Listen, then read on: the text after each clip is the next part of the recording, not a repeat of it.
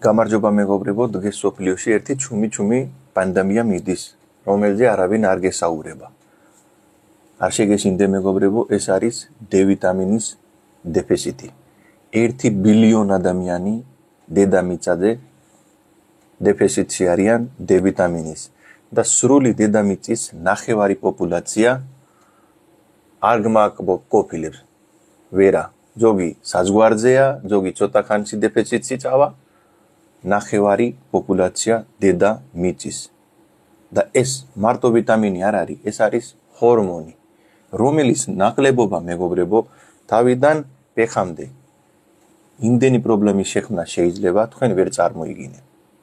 იმიტომ დღეს ამ ვიდეოში გეტყვი მაგის სიმპტომები და როგორ უნდა გააკმაყოფილოთ, როგორ უნდა დალიო, რასთან უნდა დალიოთ, იმიტომ ბევრი შეცდომებს აკეთებს ადამიანი მაგის დალევაშიც, დროსიც, რასიც უნდა მიაყოლო, ბევრი შეცდომებია D ვიტამინში. დავიწყოთ ტვინიდან.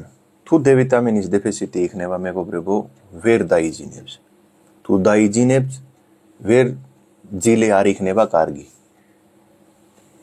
2 საათზე, 3 საათზე გაიგვიძებს და კიდევ ვერ დაიძინებ. ეს შეიძლება D ვიტამინის დეფიციტია. ალცჰაიმერი, პარკინსონი, D ვიტამინის ქრონიკული დაბალი, როცა არის D ვიტამინი, დიდი ხანი მაგის ერთ-ერთი მიზეზია. დეპრესია მეგობრებო. D ვიტამინი როცა წავაქვევით, დაიწყება დეპრესია. ჩიქვის ფუნქციები. ადამიანი როცა ცხოვრობენ მაგალი კორპუსებში, არ შეხვდებიან დიდი ხანი მზის სხივებზე, ყველა არის D ვიტამინის დეფიციტში. გინდა 5 წლის ბავშვია, გინდა 100 წლის ადამიანია. რომ მიდიხარ, გასინჯავს, ან საზღვარზეა, ან დეფიციტია. საზღვარზეც დეფიციტია. თმები. D ვიტამინის დეფიციტში ადამიანი როცა არის, თმა არის თხელი, გაფუებული, წონა არ აქვს. ნადრევი გათეთრება იწყება, პლუს ალოპაცია, არიატა, რგვალად, რომ დაიწყებს ცვენა. ეგეც D ვიტამინის დეფიციტის ერთ-ერთი სიმპტომია. კანი იქნება მშრალი, მალე შეიძლება აგზიმა და უფრო D ვიტამინის ქრონიკული დეფიციტი რო იქნება, შეიძლება ფსორიოზიც დაიწყოს. სინუსიტი მეგობრებო, ადამიანი მალე გაცივდება, ცხვირი, დაკეტილი, ღამე ძილში sleep apnea რო ეძახიან. უცბად რო დაიკეტება ცოტა ხნის სუნთქვა, მერე გაიგვიძებს, ოფლიანია. იმიტომ D ვიტამინი კონტროლებს, ანუ გარედან მოსული ვირუსებიდან ჩვენი სინუსური სისტემას. ვიტამინი D-ს შეუძლია მეგობრებო გლუკომა თვალებში, კატარაქტები რო არის.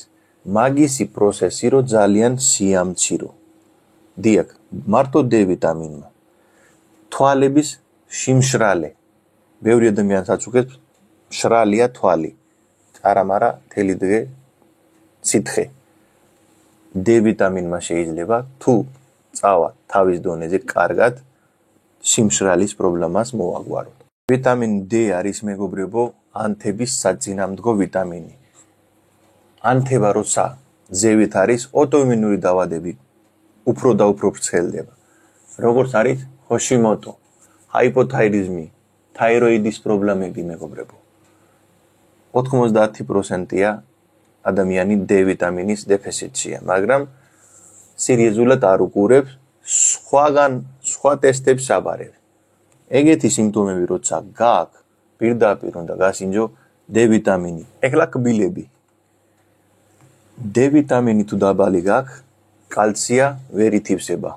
ძვლები იგივე კბილია. დაჯე როცა დედის მუცელშია შიგნით ბავშვი, ფეხძიმე ხალის ბავშვი. თუ თვითონ ეს ხალბატონი არის D ვიტამინის დეფიციტში, როცა ფეხძიმეა, ბავშვის ძვლები შეიძლება პრობლემური გახდეს და დაიბადო ძვლების პრობლემით ის პატარა ბავშვი. იმდენად სერიოზული დეფიციტი იცი D ვიტამინის. თვითონ ადამიანის ჩონჩხი კარგად ვერ შედგება, როცა D ვიტამინის დეფიციტია. შეიძლება ესი, ინგლისური ასვას ეს ჩვენი ხერხემალი არ იყოს სწორი, ეს D ვიტამინის ნაკლებობის ბრალია. შეიძლება პეხზე, როცა D ვიტამინის ნაკლებობა, პატარა ბავშვების ჯოგი-ჯოგის პეხები ხო გინახია სწორად არ იზრდება, იზრდება. ეგეც პატარობაში D ვიტამინის ნაკლებობის ბრალია. ეხლა ფილტვები ჯანმრთელობისთვის დიახ მეგობრებო, ასთმა. ბავშვებში ასთმა, ბრონქის პრობლემა. როცა D ვიტამინის ნაკლებობა იქნება, ასთმიანი პაციენტი უფრო რთულადაა. D ვიტამინი კარგი დოზები გახსნაში, ფილტვების გახსნაში და თავისი ფუნქციების გაკეთებაში მაგრად დაეხმარება. ეხლა თავარი, კუნთები ჯანმრთელობისთვის მთავარია. ადამიანი როცა ვარჯიშობს, მაგისი კუნთებიდან კალცია, D ვიტამინი და კალცი ხო კავშირშია. როცა ვარჯიშობ, კალციის დეფიციტი იქნება და კუნთოვანი მასა არადროს არ გაიზარდება თუ D ვიტამინის ნაკლებობა. კუნთებს სჭირდება ელექტროლიტები მეგობრებო. ხო გინახია ჯოგი ძის და უცბად იკრუნჭება პეხების კუნთი, კუნთი სადმე იკრუნჭება და უცბად დარჩება პეხი გაშლილი.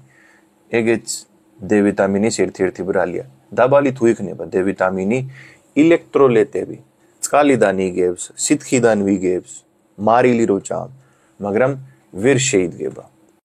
პენკრიას ბეტა უჯრედები რო არის, იმან რო გააკეთო ინსულინი, იმას სჭირდება საკმარისი D ვიტამინი, მაგრამ დაბალი გაქვს და D ვიტამინის დეფიციტის გამო ეხლა აქეთ დიაბეტი ვის გაიგონი. მაგრამ შეიძლება, იმიტომ ბეტა-სელის ჯანმრთელობისთვის D ვიტამინი საჭიროა. გულის ჯანმრთელობა, გულიც იგივე კუნთია. პირდაპირ კავშირშია და 100%-ით არის ადამიანი, ვისაც აქვს მაგალი წნევა გულის, 100%-ით გეუბნები მეგობრებო, D ვიტამინის დეფიციტია ის ადამიანი. Inflammation, ანთება ყოველთვის იქნება ჩვენი ზარგვებში, სისხლძარღვებში ანთება ქვევით იქნება თუ საკმარისი იქნება D ვიტამინი. გვიძლის ჯანმრთელობა, D ვიტამინი ნაკლებობის გამო ადამიანი ინსულინის რეზისტენტობი გახდება ადრე თუ გვიან. D ვიტამინი ეხმარება, რომ მინერალები და ვიტამინები ითვისებოდნენ ჩვენი ორგანოებში კარგად, ნაჭამი საჭმელიდან. და ადამიანი, ვისაც აქვს გაცხიმიანებული გვიძლი და ალკოჰოლი იგებს, ორივე ტიპის გადიდებული გვიძლისთვის ადამიანმა აუცილებლად D ვიტამინი უნდა მიიღოთ. ეხლა კიდე ქვევით მოვიდეთ. ჩვენი თირკმელები. თუ D ვიტამინის ნაკლებობა გაქვს, მალე შეიძლება დაგროვდე კრისტალები და ქვები. ეს აქ ბოლო წერტილია, რომელიც მონაწილობს D ვიტამინის, რომ ვიგებთ ჩვენ მაგისი აქტიურობაში. დიახ მეგობრებო, თირკმელიც იგებს მონაწილო. გვიძლი, თირკმელი, რომ ითვისებოდე ეს ნაჭამი D ვიტამინი ჩვენი ორგანიზმში. გაიგებთ მეგობრებო, რა შეიძლება იყო D ვიტამინის დეფიციტის გამო. როგორ უნდა დალიოს D ვიტამინი თუ გაქვს დეფიციტი? გაიგებთ რომ დეფიციტი მაქვს, ვიტამინის დეფიციტი გაქვს მეგობრებო, 5000-იანი, 2000-იანი წვეთები, რაღაცები სათამაშოა, ზღვასი წვეთია, ვერ წავა. დაახლოებით 20000-იანი დღეში უნდა დალიო. ან თუ სვამს კვირაში ერთხელ, მაშინ 50000-იანი, ან 60000-იანი International Unit, IU, ესე იწერება, კვირაში ერთხელ უნდა დალიო. დაახლოებით 2 თვე უნდა დალიო, მერე კიდე უნდა გასინჯო, თუ წავიდა თავისი დონეზე, მაშინ უნდა შეწყვიტო. თუ სტრესი, უძილობა გაქვს, მაშინ ღამე შეიძლება დალევა. ზოგი, ანუ მითია, რომ ღამე ვიტამინი არ უნდა დალიო, მაგრამ D ვიტამინი ერთ შემთხვევაში, როცა უძილობა და სტრესი გაქვს, შეშფოთვები ღამე გვიჯავს, მაშინ ღამეც შეიძლება. ყოველთვის საჭმელიც ზუსტად მერე ცხიმიანი საჭმელი თუ როცა გიჭამია, დალიეთ და იქნები იმდენი პრობლემებიდან თავისუფალი, რომელიც ამ ხელა ვიდეოში ჩავთვალეთ. ყოველთვის იქავი ჯამთელი, ბედნიერი და ინფორმირებული. გააზიარეთ მეგობრებში, გამოიწერე არხი. კარგად და ჯამთელად.